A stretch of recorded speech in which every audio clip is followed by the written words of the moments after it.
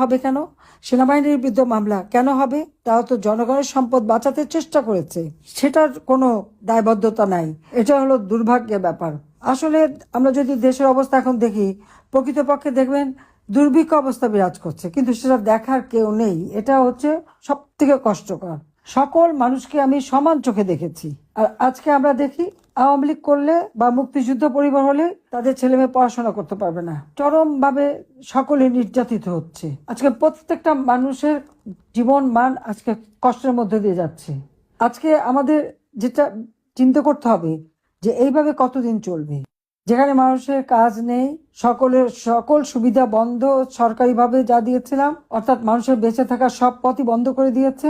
অবৈধ ইউনূস সরকারের উপদেষ্টা, সমন্বয়ক, ক্যাডার বাহিনী, তাদের সম্পদের আর শেষ নাই। রাতারাতি সব আঙ্গুল ফুলে কলা গাছ হয়ে তারা কোটি কোটিপতি হয়ে যাচ্ছে, আর 6 কোটি মানুষ দরিদ্র সীমার নিচে চলে যাচ্ছে। কিন্তু সুদখোর ইউনূস আবার অপপ্রচার চালায়, সব আওয়ামী লীগ সরকারের আমল নাকি সব খারাপ হয়ে গেছে। আওয়ামী লীগ খারাপটা করলো কোথায়? আজকে এমন একটা সময় আমরা এখানে আমাদের বিজয় দিবস উদযাপন করি। সব থেকে দুর্ভাগ্যের বিষয় হলো যে আওয়ামী লীগ, জাতির পিতা বঙ্গবন্ধু শেখ মুজিবুর রহমানের নেতৃত্বে যে আওয়ামী লীগ এদেশের স্বাধীনতা এনে দিয়েছে, এবং আওয়ামী লীগ যে স্বাধীনতা দিয়েছে এটা তো বিশ্ব স্বীকৃত। এটাকে যতই তারা অস্বীকার করুক, অস্বীকার করবে কিভাবে? তাহলে আওয়ামী লীগকে তারা নিষিদ্ধ করে কিভাবে? আমরা তো এখনো জনগণের ভোটে নির্বাচিত, আর সে হচ্ছে অবৈধভাবে ক্ষমতা দখলকারী।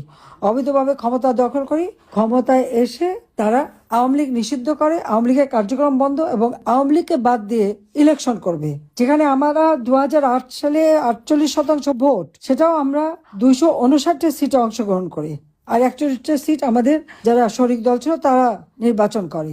অর্থাৎ প্রায় 50% ভোটার আজকে ভোট দিতে পারবে না, কারণ আওয়ামী লীগ করে দেখে তাদের ভোট দেওয়ার অধিকার নাই, নির্বাচন করার অধিকার নাই।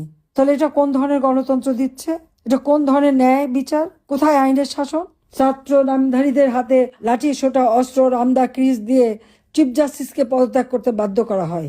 একে একে chief justice, public service commission, নির্বাচন কমিশন সবই তো এই অস্ত্র দিয়ে আর ভয় দেখিয়ে মপ করে তাদেরকে পদত্যাগ করিয়ে সব জায়গায় দলীয়করণ। প্রত্যেকটা বিশ্ববিদ্যালয়ের শিক্ষকদের লাঞ্ছিত করা হচ্ছে, শিক্ষকদের অপমান করা হচ্ছে।